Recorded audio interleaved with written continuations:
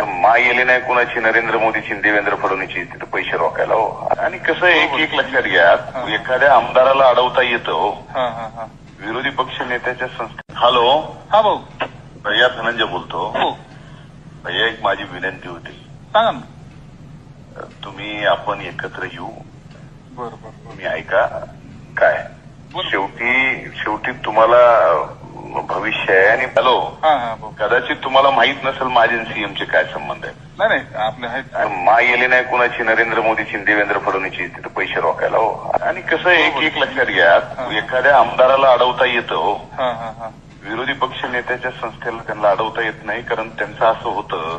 बरोबर, आपण सगळीकडे आपण मी सगळे म्हणजे त्या सभागृहात मी काहीच सुरू देत नाही पुन्हा सत्ताधाऱ्यांचं. बरोबर बरोबर. त्यामुळे ते माझा नाद करीत नाहीत भैया. माझा ऐका तुम्ही कन्व्हिन्स व्हा. पैसे तुम्ही नुसते अमाऊंट सांगायची तेवढी आणून द्यायची. बरोबर. आता मी परळीची नगरपालिका चालविली का नाही, एका वेळेस मी 150 कोटी रुपये आणले आणि कुठं रोखले.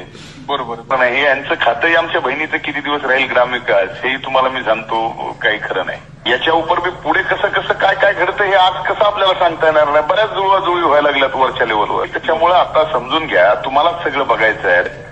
आणि सगळ्यांनी खाली काम केलं तर आम्ही आपलं बोंबलं फिरतो वर राज्यात घोडे लावीत सगळ्याला. आणि खाली बघा सगळं. फक्त खाली आम्हाला बघायची वेळ येऊ देऊ नका. तुम्ही बघा सगळं. चालेल भाऊ, करतो भाऊ.